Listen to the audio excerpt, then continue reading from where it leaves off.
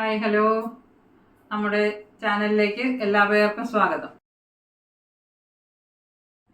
എണ്ണ കത്തിരിക്ക കാരക്കുഴമ്പ്. അത് പണ്ട് തമിഴ്നാട്ടിൽ ഞാൻ ഉണ്ടായിരുന്ന സമയത്ത് അവിടെ എൻ്റെ ഒരു ഫ്രണ്ട് പറഞ്ഞു തന്നതാ.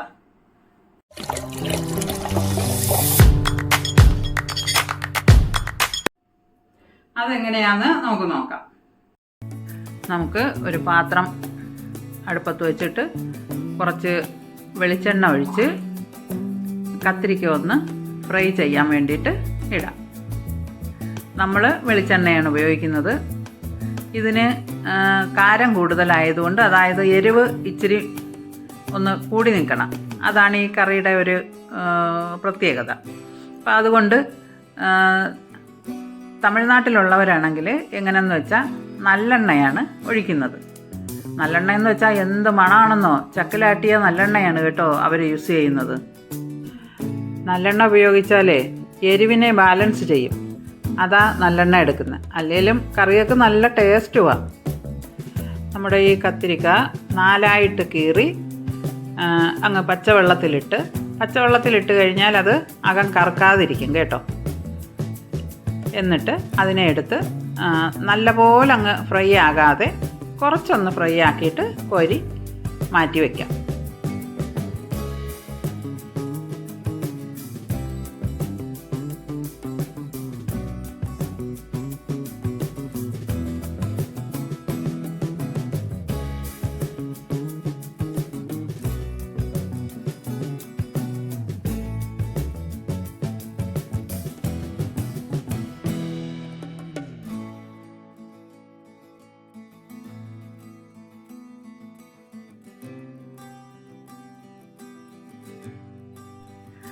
ഈ എണ്ണയിലേക്ക് ഒരു പിടി ഉള്ളിയിട്ട്, കുറച്ച് വെളുത്തുള്ളി, കുറച്ച് പച്ചമുളക്, ഒരു 6-7 വറ്റൽമുളക്, അത് ഓരോരുത്തരുടെയും എരിവനുസരിച്ച് ഇതിട്ട് ചെറുതായിട്ടൊന്ന് വഴറ്റിയ ശേഷം 2 തക്കാളി, ഒരു പിടി തേങ്ങ, പിന്നെ ഇച്ചിരി നല്ല ജീരകം ഇട്ട് ഒന്നുകൂടെ ഒന്ന് വഴറ്റി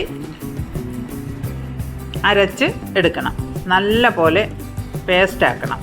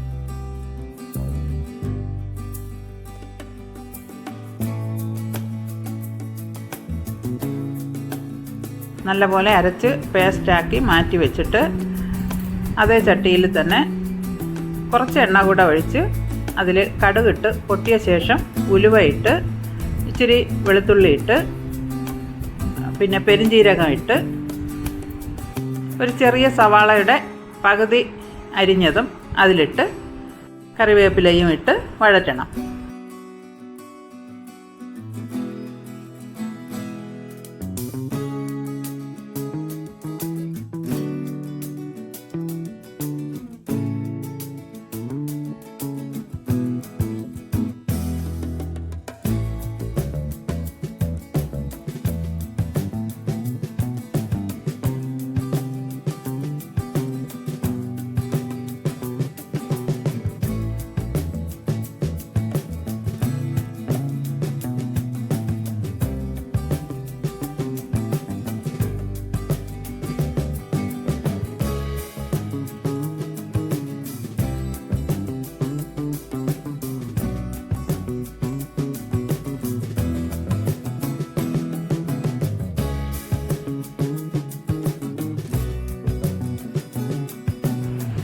ഇതിലേക്ക് നമ്മൾ കുറച്ച് മുളക് പൊടി, മല്ലിപ്പൊടി, കുറച്ച് കായപ്പൊടി ഇതെല്ലാം ഇട്ടൊന്ന് ഇളക്കിയ ശേഷം അരച്ച് വെച്ചേക്കുന്നതെടുത്ത് ഇതിലിട്ട് നന്നായിട്ടൊന്ന് യോജിപ്പിച്ചെടുക്കണം. അതിൽ നമ്മൾ വറുത്ത് വെച്ചേക്കുന്ന കത്തിരിക്ക എടുത്ത് അതിലിട്ട് കൊടുക്കണം. തീ സിമ്മായി വെച്ചിട്ട് ചെയ്യണം. പകുതി ഫ്രൈ ആയ കത്തിരിക്കയാണല്ലോ, അത് ഈ അരപ്പിൽ കിടന്ന് നല്ലപോലെ വെന്ത് ആ അരപ്പൊക്കെ അതിലോട്ട് പിടിച്ച് നല്ല പോലെ അങ്ങ് എണ്ണ തെളിഞ്ഞ് വരണം, നല്ല കുഴമ്പ് രൂപത്തിൽ. അതാണ് ഈ കറിയുടെ പരുവം. ഇതിലേക്ക് ഒരു നെല്ലിക്ക വലിപ്പത്തിനുള്ള പുളി കൂടെ പിഴിഞ്ഞ് ഒഴിക്കണം കേട്ടോ. അത് ഞാൻ പറയാനങ്ങ് വിട്ടുപോയതാണ്.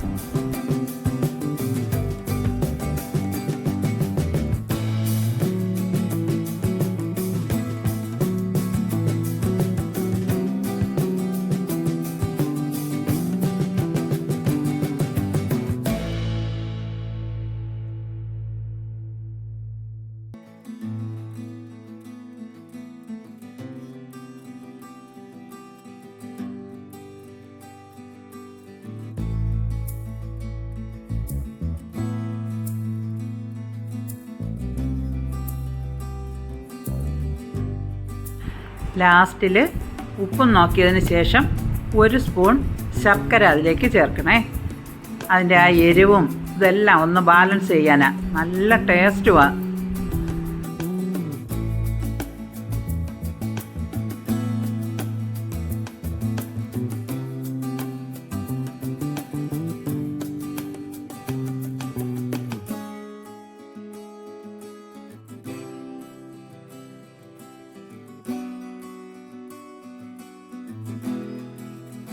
നമ്മുടെ കറി റെഡിയായി. ഇതാ എണ്ണയൊക്കെ ഇങ്ങനെ തെളിഞ്ഞ് വന്ന് നിൽക്കുന്ന കണ്ടോ. ചൂട് ചോറിൻ്റെ കൂടെ ഇത് മാത്രം മതി.